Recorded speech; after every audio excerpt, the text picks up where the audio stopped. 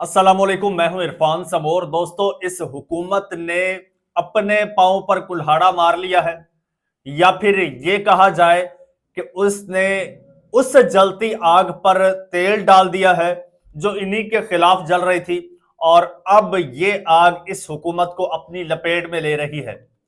दोस्तों, बड़ा हंगामा हो गया है, स्पेशली कौमी असम्बली में, और बहुत बड़ा इस्तीफा, बल्कि इस्तीफे आ गए हैं, लाइन लग गई है, एक साथ 3-4 इस्तीफे।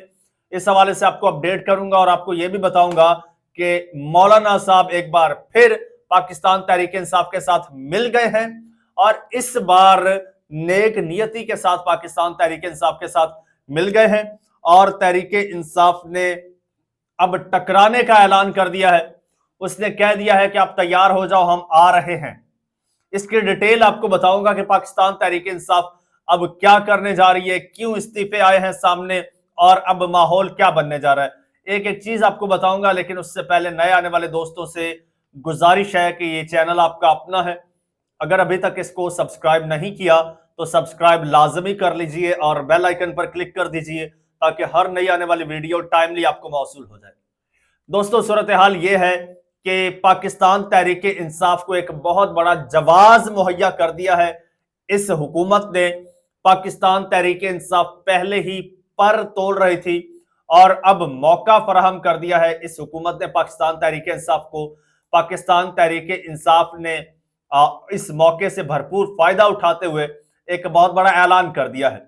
इससे पहले मुलाकात हुई थी महमूद खान अचकजई की फजलुर रहमान साहब के साथ, मौलाना फजलुर रहमान साहब के साथ, और ये जो ओपोजिशन का इत्तेहाद है इसको आगे बढ़ाने पर इत्तफाक हुआ था, और मुल्क की सियासी सूरत हाल पर इन्होंने तबादला ख्याल किया और ओपोजिशन इत्तेहाद पर मुशावरत की गई। दोनों रहनुमाओं ने मुश्तरका तौर पर ओपोजिशन इत्तेहाद को आगे बढ़ाने पर इत्तफाक किया। आपको वाजे करता चलूं कि मौलाना फजलुर रहमान साहब जो हैं, उन्होंने इस बात पर इत्तफाक किया कि अब ओपोजिशन का जो इत्तेहाद है इसको आगे बढ़ाया जाए। आगे बढ़ा के कहां ले जाएंगे ये भी आपको बताता हूं। मुलाकात में ओपोजिशन की गोल मेज कॉन्फ्रेंस और पार्लियामान में एहतजाज पर बातचीत की गई। महमूद खान अचकजई ने कहा कि पाकिस्तान आइन की सरबलंदी से ही आगे बढ़ सकता है। सरबराह JUIF मौलाना फजल रहमान ने कहा कि अवाम की फलाह और बेहतरी के लिए मस्बत अंदाज और इत्तफाक राय से आगे बढ़ना होगा। मुलाकात में तर्जमान ओपोजिशन इत्तेहाद अखुंजादा हुसैन यूसुफजई और रियाज अहमद शरीक थे।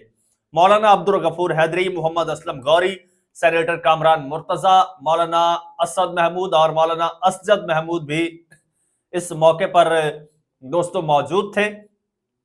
महमूद अचकजई, आपको बताता चलूं कि पाकिस्तान तहरीक इंसाफ की जानिब से जो एक अलायंस बना है, ओपोजिशन अलायंस, तहफ़्फ़ुज़ पाकिस्तान नाम से, तहफ़्फ़ुज़ आईन पाकिस्तान नाम से एक इत्तेहाद बना है, उसकी सरबराही कर रहे हैं। और मामला यहीं तक नहीं है, ये कोई इत्तेहाद छोटा इत्तेहाद नहीं है, इसमें शामिल है मंजूर पश्तीन, उसकी ताकत से, स्ट्रीट पावर से आप बखूबी वाकिफ हैं। इस अलायंस में शामिल है महरंग बलोच, उसकी ताकत से, उसकी पब्लिक स्ट्रेंथ से आप बखूबी वाकिफ हैं। और मजे की बात बताता चलूं, यहां पर हुकूमत ने एक वारदात डालने की कोशिश की और बर वक्त उस वारदात का सर भी कुचल दिया गया है। वो वारदात ये कि हुकूमत भी पर तोल रही थी कि जी हमें भी इस अलायंस का हिस्सा बना लो। हुकूमत पाकिस्तान तहरीक इंसाफ के साथ मिलना चाहती थी। पाकिस्तान तहरीक इंसाफ की जो कंप्रोमाइज्ड क़यादत है उनके साथ मिलकर और इसी इत्तेहाद के साथ मिलकर और साजबाज बढ़ाकर जो अगला आने वाला चीफ इलेक्शन कमिश्नर है उसके लिए पाकिस्तान तहरीक इंसाफ को कायल करना चाहती थी ये हुकूमत।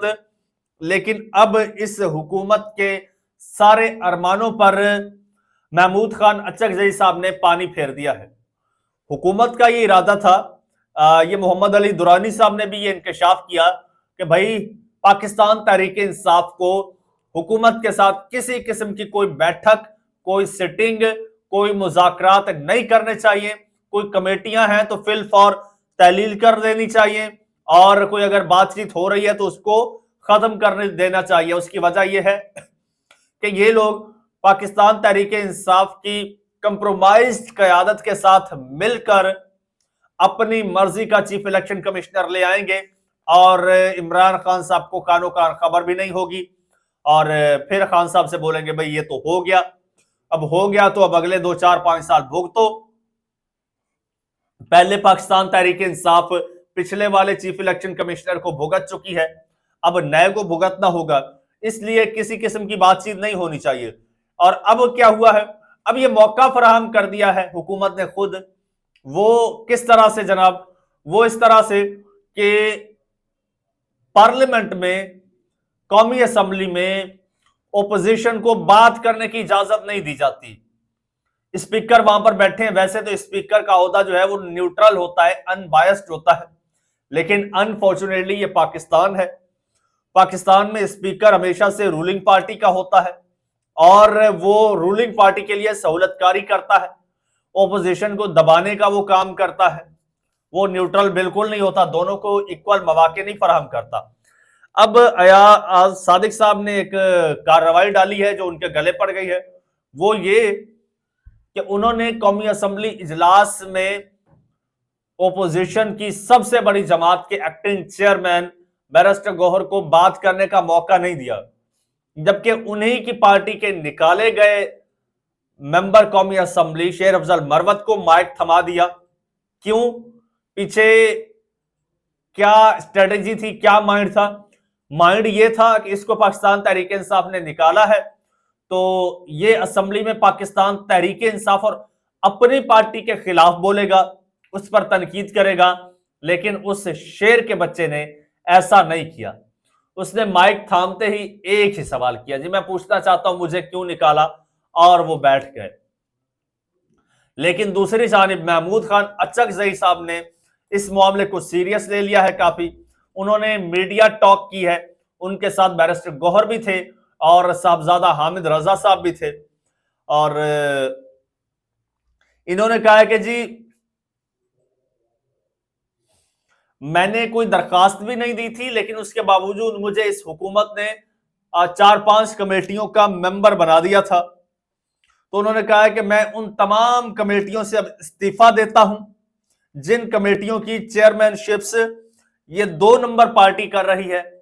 میں ان تمام ممبرشپ سے, ان تمام کمیٹیوں سے استعفیٰ دیتا ہوں.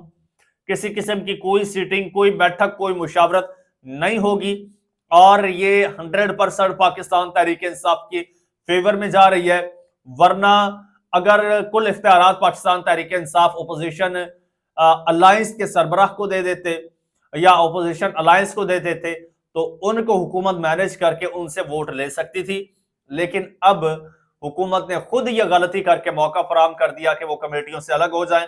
محمود خان اچکزئی صاحب نے کمیٹیوں, تمام تر جتنی بھی کمیٹیاں تھی ان کی ممبرشپ سے استعفیٰ دے دیا ہے. ایاز صادق پر تنقید بھی کی ہے اور کہا ہے کہ اسپیکر نے بے ایمانی کی ہے. اور محمود اچکزئی نے یہ بھی کہا کہ اسمبلی میں بیرسٹر گوہر جیسے شریف آدمی کو بولنے کا موقع نہیں دیا اور شیر افضل مروت کو بات کرنے کی اجازت دے دی کہ وہ اپنی پارٹی کے خلاف بولیں گے. وہ کہتے ہیں کہ ہم بچے نہیں ہیں, بڑے کھلاڑی ہیں, گندی مچھلی کو گدلے پانی میں بھی پہچان لیتے ہیں. خیر جناب, اب حکومت کے لیے یہ بہت بڑا چیلنج ہو گیا ہے, کیونکہ آگے چل کے چیف الیکشن کمشنر کی تقرری ہے, تو اس حوالے سے بھی بڑا معاملہ خراب ہو گیا ہے. دوسری جانب صاحبزادہ حامد رضا نے اعلان کر دیا ہے, انہوں نے کہا ہے کہ آپ کی خواہش ہے کہ ہم آپ سے ٹکرائیں تو پھر آپ تیار ہو جائیں, ہم ٹکرانے کے لیے آ رہے ہیں. دوستو اب یہ الائنس بن چکا ہے اور الائنس کا پہلا مطالبہ نئے الیکشن ہے, اور نئے الیکشن کے لیے یہ اگر الائنس نکلے گا تو یہ الائنس ویسا ہی الائنس ثابت ہوگا جیسا بھٹو کے خلاف الائنس ایک بنا تھا, آئی جے آئی, جس نے بھٹو کے گھٹنے لگوا دیے تھے. اب یہ الائنس جو ہے, یہ بھٹو تو بڑے طاقتور تھے نا, تو شہباز حکومت کے تو پلے کاکھ بھی نہیں ہے, تو بھٹو صاحب نئے الیکشن کروانے پر جو ہے وہ مجبور ہو گئے تھے. تو یہ